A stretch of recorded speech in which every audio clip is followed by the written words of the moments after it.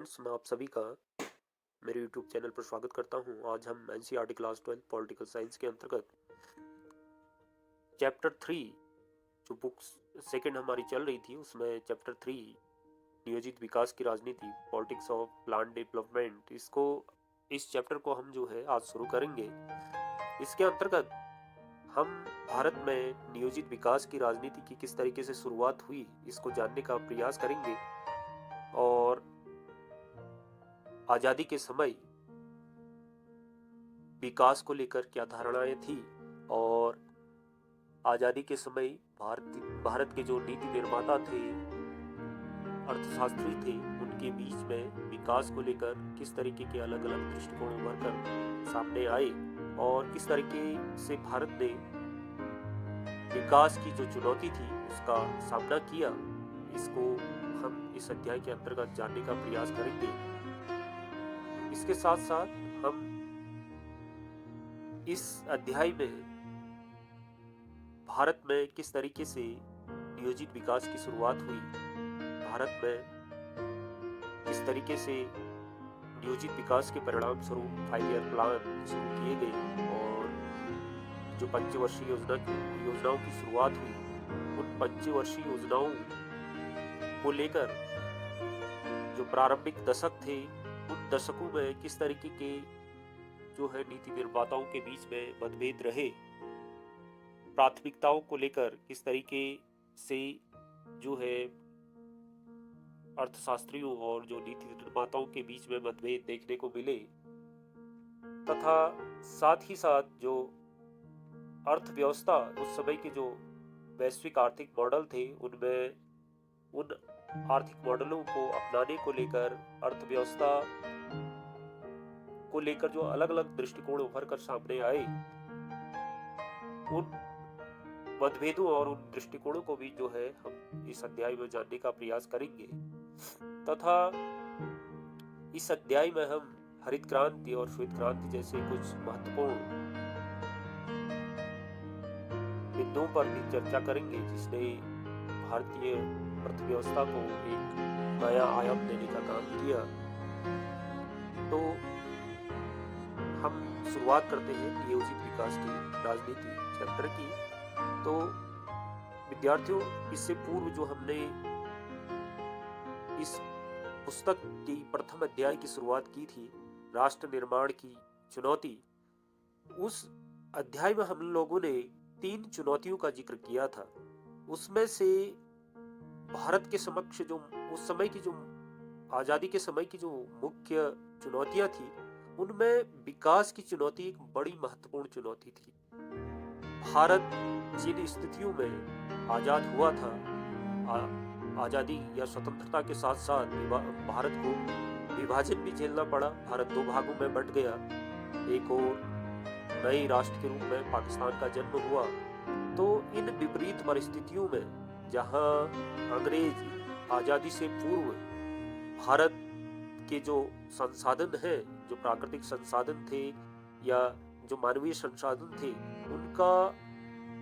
भरपूर दोहन जो है अंग्रेजों ने किया, और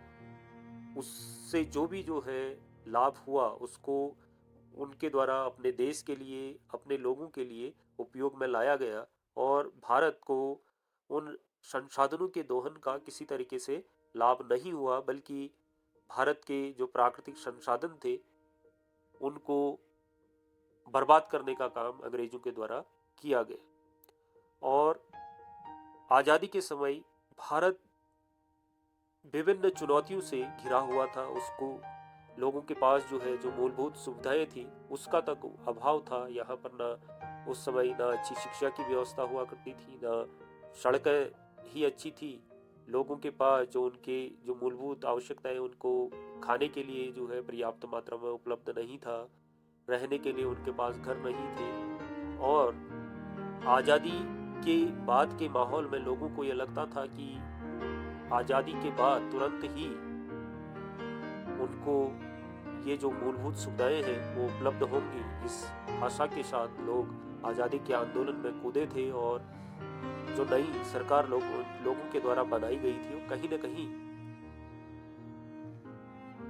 लोग जो है उससे आशा करते थे कि देश जो है विकास की दौड़ में आगे बढ़ेगा और देश से गरीबी और भुखमरी से जो है देश को मुक्ति मिलेगी, यह आशा पूरी देश के लोग करते थे। तो विकास एक ऐसा शब्द था जिसको लेकर लोगों के बीच में अलग अलग धारणाएं थी। अर्थशास्त्री, जो भारत के उस समय के अर्थशास्त्री थे, वो भी जो है विकास करना चाहते थे। जो नीति निर्माता थे वो भी जो है देश को विकास की ओर आगे जो है बढ़ाना चाहते थे। लेकिन विकास को लेकर अर्थशास्त्रियों और नीति निर्माताओं के बीच में विभिन्न तरीके के मतभेद थे। सबसे पहले जो हमें समझना होगा कि विकास है क्या, वास्तविक रूप से विकास से को लेकर आजादी के समय क्या क्या धारणाएं थी। सामान्यतः विद्यार्थियों, विकास से को लेकर जो है विकास एक ऐसी धारणा है जिसका व्यक्ति अलग अलग अर्थ जो है निकालता है। अलग अलग अर्थों में जो है विकास का प्रयोग किया जाता है। सामान्यतः जो हम विकास का अर्थ लगाते हैं, विकास का अर्थ उन्नति, तरक्की, आर्थिक समृद्धि और आर्थिक और सामाजिक न्याय से लगाया जाता है। प्रत्येक व्यक्ति के लिए विकास के अलग अलग मायने। प्रत्येक व्यक्ति विकास का अपने अपने तरीके से अर्थ लगाता है। आप जो है अपनी पुस्तक में नियोजित विकास की राजनीति, जो हमारी पुस्तक है, अध्याय है, उसमें हम देख रहे हैं कि हमारे प्रथम पृष्ठ पर ही उड़ीसा को लेकर, उड़ीसा आजादी के समय उड़ीसा में जो लौह अयस्क का जो प्राकृतिक भंडार था उसको लेकर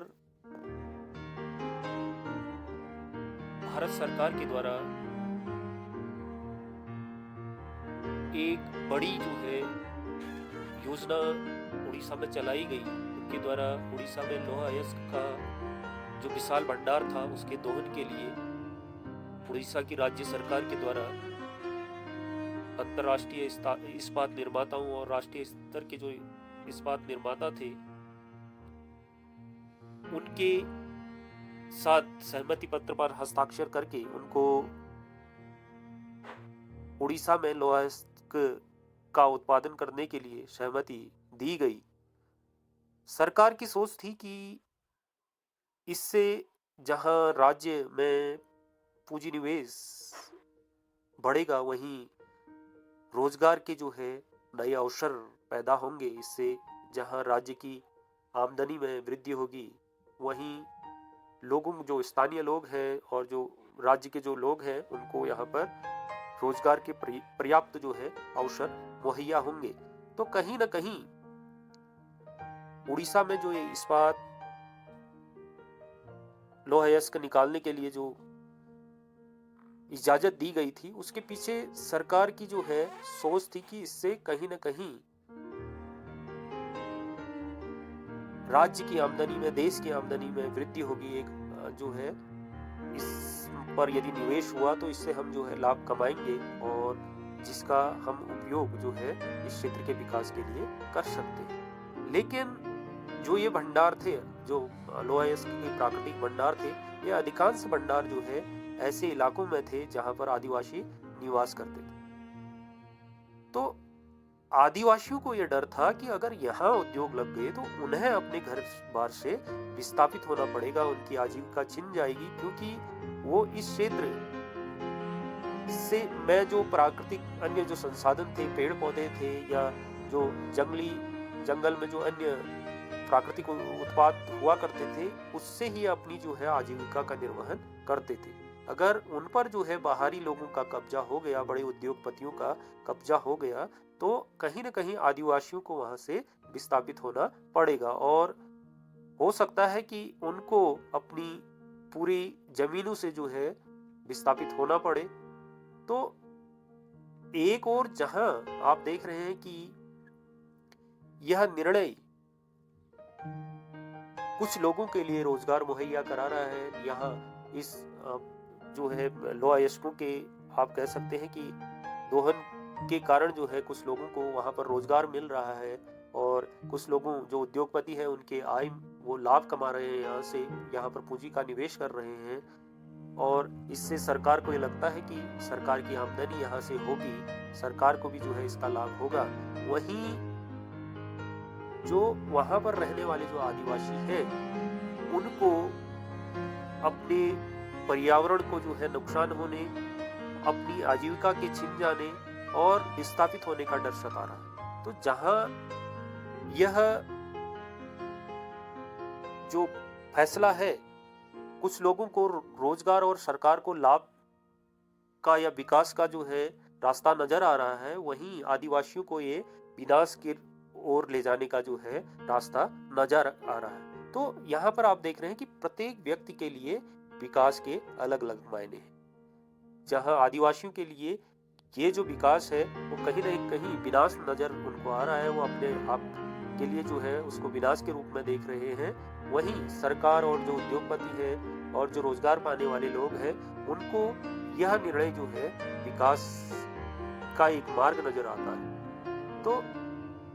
इस तरीके से विद्यार्थियों, विकास का प्रत्येक व्यक्ति जो है अलग अलग मायने निकालता है। यदि हम अपने स्थानीय स्तर पर इसके उदाहरण लें तो आप देख रहे हैं कि उत्तराखंड की यदि बात करें तो उत्तराखंड में अभी पंचेश्वर जो है डैम बनाने की बात हो। सरकार के पीछे इस डैम को बनाने के पीछे जो तर्क है सरकार का कि इससे जहां हमारी जो ऊर्जा जरूरतें हैं वो पूर्ण होंगी, इससे अत्यधिक मात्रा में हमें बिजली का उत्पादन होगा, बिजली पैदा होगी इस डैम को बनाने से। वहीं इससे एक बड़े क्षेत्र में सिंचाई की सुविधाएं उपलब्ध कराई जा सकती हैं, इससे बड़े क्षेत्र को पीने का पानी उपलब्ध कराया जा सकता है और इससे बाढ़ पर नियंत्रण किया जा सकता है। बाढ़ जो बार बार जो बिहार और अन्य इलाकों में जो बाढ़ का खतरा मंडराते रहता है उस पर भी नियंत्रण किया जा सकता है। वहीं इससे पर्यटन और रोजगार में भी जो है वृद्धि की जा सकती है। तो सरकार इस विकास के नजरिए को लेकर पंचेश्वर जो है बांध बनाना चाहती है। वहीं आप देख रहे हैं कि जो जिन लोगों को इस बांध के कारण जो है विस्थापित होना पड़ रहा है, आप देख रहे हैं कि पंचेश्वर के कारण पिथौरागढ़, चंपावत और जो नेपाल के एक बड़े हिस्से के गांवों को जो है इस डैम को बनाने के कारण बड़े क्षेत्र के लोगों को विस्थापित होना पड़ेगा, जिसके कारण जो उनके आजीविका के जो संसाधन है वो उनसे छिन जाएगा। उनकी जमीन और उनकी जो सांस्कृतिक, हम कह सकते हैं कि सांस्कृतिक विरासत है, जो उनका अपने क्षेत्र से लगाव है, उससे कहीं न कहीं उनको अलग होना पड़ेगा। तो ये यहाँ के लोगों के लिए जिनको विस्थापित होना पड़ रहा है, जिनको अपनी जमीन, अपने परिवार, अपने घर और अपनी संस्कृति से अलग होना पड़ रहा है, ये उनके लिए विकास नहीं हो सकता है, उनको कहीं न कहीं ये विनाश दिखाई पड़ रहा है। तो वहीं दूसरी ओर पर्यावरणविदों का मानना है कि पहाड़ के क्षेत्रों में ऐसे बड़े डैम बनाए जाना कहीं न कहीं यह एक बड़ी जो घटनाओं को या बड़े, हम कह सकते हैं कि आने वाले समय में प्राकृतिक घटनाओं के कारण कभी भी जो है एक बड़े क्षेत्र को ये बड़े डैम जो है नुकसान पहुंचा सकते हैं। तो दोनों तरीके की जो है धारणाएं यहाँ पर हमें देखने को मिल रही है। विकास को लेकर अलग अलग जो है मायने जो है लोग निकालने का प्रयास कर रहे हैं। तो विकास एक ऐसा शब्द है जिसको हम एक निश्चित पैमाने पर जो है नहीं तोल सकते हैं, और विकास को लेकर जो है प्रत्येक व्यक्ति अलग अलग जो है मायने निकालता है, उसके अलग अलग अर्थों में उसका प्रयोग करता है। आजादी के समय यदि हम उस समय भारत में विकास को लेकर क्या धारणाएं थी, उस समय विश्व में जो है किस तरीके की धारणाएं जो है थी, इसको यदि हम बात करें तो विश्व में विकास का पैमाना जो है पश्चिमी मुल्क माने जाते थे या अभी भी जो है माने जाते हैं कि यदि हम भारत जैसे जो विकासशील देश है या अन्य जो अविकसित राष्ट्र हैं, उनके लिए पश्चिमी मुल्कों की तरह सुविधाओं से संपन्न हो जाना, पश्चिमी मुल्कों की तरह अधिक से अधिक जो है आधुनिक हो जाना ही विकास का मानक है वही जो है विकास का पैमाना है। यहाँ पर आधुनिक होने से मतलब है कि पश्चिमी देशों की तरह जो है औद्योगिकृत होना, पश्चिमी देशों की तरह जो है आर्थिक समृद्धि करना, भौतिक प्रगति करना, वैज्ञानिक तरक्की करना, ये जो है विकास का मानक माना जाता है। कि यदि हम जो है, जो ब्रिटेन है, फ्रांस है, जर्मनी है, अमेरिका है, अगर इन देशों की तरह हमारे देश में भी सुविधाएं हो जाए, लोगों का जीवन स्तर इतना हो जाए और अधिक से अधिक जो है औद्योगिक उत्पादन हम करने लगे, तो ये माना जाता है कि हम अपने आप को जो है ये समझे कि हम जो है अगर हम इस ओर बढ़ रहे हैं तो निश्चित रूप से हम विकास कर रहे हैं। तो विकास को लेकर जो धारणाएं हैं कि विकास जहां आर्थिक समृद्धि की बात करता है, वहीं यह विकास यदि सामाजिक न्याय दिलाने में असफल रहता है, इसका लाभ जो है प्रत्येक जन तक नहीं पहुंच पाता है, तो यह भी कहीं ना कहीं इसको हम विकास के रूप में नहीं देख सकते हैं। यदि हम विकास का सही सही अर्थ लगाएं तो उन्नति, तरक्की और आर्थिक समृद्धि के साथ साथ आर्थिक सामाजिक न्याय उपलब्ध कराना, कि उस विकास का लाभ, आर्थिक समृद्धि का लाभ प्रत्येक स्तर तक पहुंच सके, प्रत्येक जन तक जो है इसका लाभ पहुंच सके, लोगों को जो है सामाजिक न्याय उपलब्ध हो सके। तो यदि ऐसा होता है तो हम कह सकते हैं कि हमने विकास किया। दोस्तों, भारत की आजादी के समय जब विकास की बात आई तो उस समय विश्व में दो ऐसे मॉडल थे जिन मॉडलों को अपनाकर विश्व के जो बड़े राष्ट्र थे, जो उस समय के हम कह सकते हैं कि औद्योगिकृत राष्ट्र थे, या जो जिन राष्ट्रों ने तरक्की की थी, दो मॉडलों के माध्यम से इन राष्ट्रों के द्वारा तरक्की की गई। एक मॉडल था पूंजीवादी मॉडल, जिसमें पूंजीवादी या उदारवादी मॉडल हम इसको कह सकते हैं,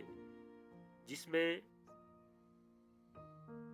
हस्तक्षेप और राज्य के कम से कम नियंत्रण की बात थी, निजी क्षेत्र को जो है प्रोत्साहित करने की बात इस मॉडल के अंतर्गत थी। इस मॉडल को अपनाकर संयुक्त राज्य अमेरिका, ब्रिटेन और फ्रांस, जापान जैसे राष्ट्रों ने इस मॉडल को अपनाकर तेजी से तरक्की की थी। वहीं जो दूसरा मॉडल था, समाजवादी मॉडल, इस मॉडल को अपनाकर सोवियत संघ ने नियोजित विकास के इस मॉडल के माध्यम से जो है तेजी के साथ तरक्की की थी। तो जो पूंजीवादी मॉडल था वह कहीं न कहीं तो दक्षिणपंथी जो विचारधारा थी कि जो खुली प्रतिस्पर्धा और बाजार मूलक अर्थव्यवस्था वो जो है प्रगति का माध्यम समझता था, और अधिक से अधिक जो है आप कह सकते हैं कि अर्थव्यवस्था को सरकार के से अधिक छूट की अपेक्षा करता था और निजी क्षेत्र को जो है प्रोत्साहन देने की बात करता था। वहीं जो दूसरा मॉडल था, समाजवादी मॉडल, जिसको अपनाकर सोवियत संघ के द्वारा तेजी के साथ तरक्की की गई थी, जो कहीं न कहीं वामपंथी जो विचारधारा थी उसको समर्थन देता था, और गरीब और पिछड़े सामाजिक समूह की तरफदारी इस मॉडल के द्वारा की जाती थी, और एक नियोजित तरीके से आर्थिक विकास की बात इस मॉडल में थी। आप इससे पूर्व जो साम्यवादी मॉडल के बारे में हम लोगों ने पिछली पुस्तक में पढ़ा था, वही यह मॉडल था जिसको सोवियत संघ ने अपनाकर बहुत तेजी के साथ तरक्की की थी, जिसमें राज्य के नियंत्रण को बढ़ाने की बात थी, राज्य के नियंत्रण स्थापित करने की बात इस मॉडल के अंतर्गत थी। तो भारत के द्वारा इन दोनों मॉडलों को लेकर अपना कि इन दोनों मॉडलों में से किस मॉडल को अपनाकर देश का विकास किया जाए, देश को तरक्की के मार्ग पर आगे बढ़ाया जाए, इसको लेकर जो अर्थशास्त्री थे, जो नीति निर्माता थे, उनके बीच मतभेद थे, उनके बीच जो है अलग अलग दृष्टिकोण निकलकर सामने आ रहे थे। तो आजादी के पश्चात जो भारत के नीति निर्माता थे, उन नीति निर्माताओं के द्वारा, अर्थशास्त्रियों के द्वारा अंत में यह निर्धारित किया गया कि हम इन दोनों मॉडलों की जो भी अच्छाइयां हैं भारत की दृष्टि से, जो भी उचित है, हम उन दोनों ही विशेषताओं को अपनी जो आर्थिक मॉडल है उसमें शामिल करेंगे और भारत के द्वारा एक नई आर्थिक मॉडल को स्वीकृति दी गई, जिसको हम मिश्रित अर्थव्यवस्था या मिश्रित आर्थिक मॉडल के नाम से जानते हैं। तो इस तरीके से भारत ने पूंजीवाद और समाजवाद दोनों ही मॉडल की जो है विशेषताओं को समेटे हुए एक नए विकास मॉडल से भारत के विकास की शुरुआत की, जिसको हम मिश्रित अर्थव्यवस्था के नाम से जानते हैं। तो आज की इस कक्षा में हम लोगों ने विकास क्या है और विकास को लेकर आजादी के समय क्या धारणाएं थी और भारत ने किस मॉडल के द्वारा भारतीय अर्थव्यवस्था की नींव रखी, इसके बारे में चर्चा की। और अगले भाग में हम लोग भारत में नियोजित विकास की शुरुआत किस तरीके से हुई, इस पर चर्चा करेंगे। तो आज की कक्षा यहीं पर समाप्त करते हैं। धन्यवाद।